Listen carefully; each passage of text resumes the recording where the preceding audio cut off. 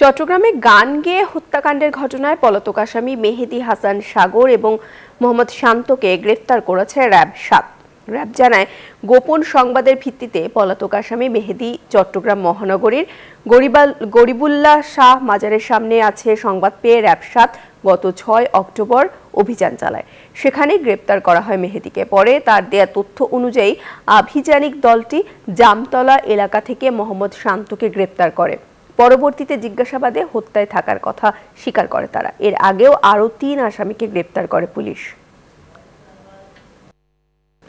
News 24 টেলিভিশনের camera person Ahadul ইসলাম বাবুর রোগ মুক্তির কামনায় বিশেষ দোয়া ও মোনাজাত করা হয়েছে। চট্টগ্রাম টিভি ক্যামেরা জার্নালিস্ট ফোরামের উদ্যোগে চট্টগ্রাম নগরীর লাল দিঘি এলাকায় শাহ আমানত মাজারে দোয়া ও মোনাজাত করা হয়। এতে চট্টগ্রাম টিভি ক্যামেরা জার্নালিস্ট ফোরামের আহ্বায়ক স্টালিন দে সভাপতিত্বে উপস্থিত ছিলেন সংগঠন সদস্য সচিব মোহাম্মদ মামুনুর রশিদ, সাংগঠনিক সম্পাদক মোহাম্মদ হেলাল, প্রচার সম্পাদক মোহাম্মদ জালাল উদ্দিন, রিয়াদ উদ্দিন, রিটন মজুমদার, বিশ্বজিৎ বিশ্বাস, সেলিম খান, শফিকুল হাবিব, ইমন সহ অন্যান্যরা। ফেনীর ফুলগাজীতে বন্যায় ক্ষতিগ্রস্ত ২৫০ পরিবার পেল ঢাকা আহসানিয়া মিশনের খাদ্য সহায়তা। সকালে মুন্সিরহাট ইউনিয়ন পরিষদ প্রাঙ্গণে এ খাদ্য সহায়তা তুলে দেয়া হয়। প্রতি পরিবারের মাঝে চাল ৪০ কেজি, ডাল ২ কেজি, আলু ২ কেজি, চিনি ১ কেজি সহ বিভিন্ন নিত্যপণ্য বিতরণ করা হয়। বিতরণ অনুষ্ঠানে উপস্থিত ছিলেন ঢাকা আহসানিয়া মিশনের ব্রাঞ্চ ম্যানেজার মোহাম্মদ সোহাগ রানা, ঢাকা আহসানিয়া মিশন কর্মকর্তা বৃন্দ ও স্থানীয় গণ্যমান্য ব্যক্তিরা।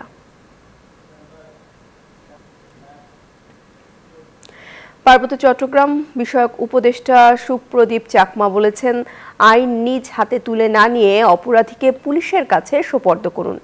সোমবার বিকেলে খাগড়াছড়ি উপজেলা প্রশাসনের আয়োজনে ক্ষতিগ্রস্তদের মাঝে খাদ্যশস্য ও আর্থিক সহায়তা প্রদান অনুষ্ঠানে তিনি এসব কথা বলেন।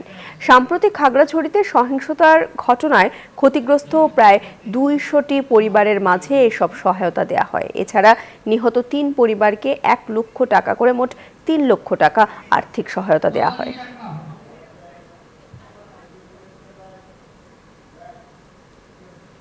নিউজ 24 দেশের সংবাদে আবারও বিরতির সাথে থাকুন। স্বাগত আরেকবার নিউজ 24 দেশের সংবাদে। তিস্তার ভাঙনে দিশেহারা রংপুরের ৩ উপজেলার শতাধিক পরিবার। এরই মধ্যে নদীর পেটে চলে গেছে বসতভিটা, রাস্তাঘাট সহ নানা স্থাপনা। ভাঙন আতঙ্কে নিজ ভিটা ছেড়ে অনেকেই আশ্রয় নিয়েছে খোলা আকাশের নিচে। পানি উন্নয়ন বোর্ড বলছে, জিও ব্যাগ দিয়ে ভাঙন ঠেকানোর চেষ্টা চলছে। রেজাউল করিম মানিকের প্রতিবেদন। তিস্তা রাক্ষসী রূপে নিশ্চিহ্ন হয়ে যাচ্ছে ঘরবাড়ি। জীবন বাঁচাতে পরিবার নিয়ে খোলা আকাশের নিচে আশ্রয় নিয়েছেন অনেকে। তাদের চোখে মুখে অনিশ্চিত ভবিষ্যতের হাতছানি। স্থানীয়রা জানান, ভাঙ্গনে এরই মধ্যে ঘরবাড়ি হারিয়ে নিঃস্ব অন্তত ৪০টি পরিবার। নদীগর্ভে চলে গেছে গঙ্গাছড়া, কাউনিয়া ও পীরগাছার ৮টি ইউনিয়নের কয়েকশো একর ফসলি জমি। নদী ভাঙতেছে, জমি জমা বিহীন হয়ে যাইতেছে। হ্যাঁ, এরপর সরকারি লোক আইছে না। 7বার বাড়ি ভাঙা কোনো নদীর কাজ নেই। কিন্তু আমার জীবন বাঁচবে কি হবে? এই যখন পরিস্থিতি, তখন ত্রাণ নয়, এলাকাবাসী চায় স্থায়ী বেড়িবাঁধ। সামান্য ত্রাণ দিয়ে আমাদের কিছু হবে না। আমরা চাই নদী শাসন। এই যে আমাদের বাড়িঘর ভাঙে গেছে, এখন মানুষের জায়গাতে নিয়ে যে বাড়ি করছি। পানি উন্নয়ন বোর্ড জানিয়েছে, জিও ব্যাগ ফেলে ভাঙন ঠেকানোর চেষ্টা চলছে। তিস্তায় এরকম বেশ কিছু স্থানে নদী ভাঙন আমাদেরও নজরে আছে এবং এ বিষয়ে একটি স্টাডি চলমান রয়েছে। প্রকল্পটি পাশ হলে, অনুমোদিত হলে, এই নদী ভাঙনের যে সমস্যা আছে তিস্তা কেন্দ্রিক, নদী ভাঙনের সমস্যা সমাধান করা সম্ভব হবে। ভাঙ্গনে 3 উপজেলায় ক্ষতিগ্রস্ত অন্তত ৩০,০০০ মানুষ। রেজাউল করিম মানিক, নিউজ 24, রংপুর। শরীয়তপুরের জাজিরায় পানি নিষ্কাশনের কালভার্টের মুখ বন্ধ থাকায় অন্তত 50 একর সবজি ক্ষেত নষ্ট হয়ে যাচ্ছে। পানি চলাচলের রাস্তায় 5 বছর ধরে প্রভাবশালীদের বালু ভরাটের কারণে প্রতি মৌসুমে কোটি টাকার ফসল নষ্ট হচ্ছে বলে অভিযোগ ভুক্তভোগী কৃষকদের।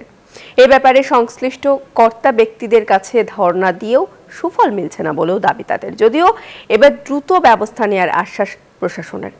বিধান মজুমদার অনির পাঠানো তথ্য ও ছবিতে বিস্তারিত ডেস্ক রিপোর্টে।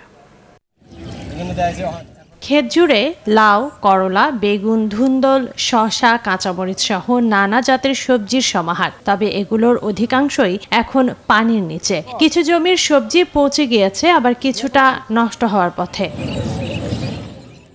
কয়েকদিনের ভারী বর্ষণে শরীয়তপুরের জাজিরা উপজেলার দক্ষিণ ডুবলদিয়া কাজীকান্দি এলাকায় প্রায় 50 একর জমির সবজি এভাবেই পানিতে তলিয়ে গেছে। বৃষ্টি থেমে গেলেও জমি থেকে নামছে না পানি, ফলে নষ্ট হয়ে যাচ্ছে সব ধরনের সবজি। বৃষ্টি আসলেই পানিটা জমে যায়, তো জমে যাওয়ার কারণে আমরা কিছুই করতে পারি না। বছরে 2 কোটি টাকার মাল সামানা বা উৎপাদন হয়তো বিক্রি করতে পারতাম, এখন আমরা 5-7 বছর ধরে করতে পারতেছি না। অথচ 5 বছর আগে এই চিত্র ছিল না। কালভার্টের পশ্চিম পাশে প্রভাবশালীরা জায়গা ভরাট করায় বন্ধ হয়ে যায় পানি নিষ্কাশনের পথ। প্রশাসনের হস্তক্ষেপে দ্রুত খালটি পুনরুদ্ধারের দাবি স্থানীয়দের। কিছু প্রভাবশালীরা দেখা যাচ্ছে মাটি ভরাট করে ফেলার কারণে এই কালভার্ট দিয়ে পানিটা নিষ্কাশন হইতে পারে না। বালু দিয়ে এই জায়গাটা আটকে দেওয়াতে পানি নামতে পারতেছে, যার কারণে কৃষক খুব অসহায়ের ভিতরে পড়ে গেছে। সাবেক উপজেলা চেয়ারম্যান দাবি করেন তিনি নিজে নয়, কালভার্টের মুখ বালু দিয়ে ভরাট করেছেন সাবেক সংসদ সদস্য BM মোজাম্মেল হক। খাল ছিল একসময় যে রাস্তার পার দিয়া, কালভার্টের সাথে আমার জমির না, আমার আরেকটু দক্ষিণে পড়ছে। কালভার্টের সামনে জমিটা ছিল ওই BM মোজাম্মেল সাহেব। দ্রুত সমস্যা সমাধানের আশ্বাস দিয়েছেন উপজেলা নির্বাহী কর্মকর্তা। সরকারি জায়গা দখল করে রেখেছে কিনা এই বিষয়ে একটি কমিটি করে আমরা তদন্ত করে নিয়ে আসছি, যে একটা কালভার্ট বন্ধ করে আসা হয়েছে। আমরা এই বিষয়ে অভিযোগ পেয়েছি এবং এটা কার্যক্রম চলমান। গত কয়েকদিনের ভারী বর্ষণে পানি জমে প্রায় 2 কোটি টাকার সবজি নষ্টের শঙ্কা চাষিদের। Desk report, news 24। এই ছিল নিউজ 24 দেশের সংবাদে। আর সংবাদ বিশ্লেষণ জানতে ভিজিট করুন news24bd.tv। ধন্যবাদ সবাইকে।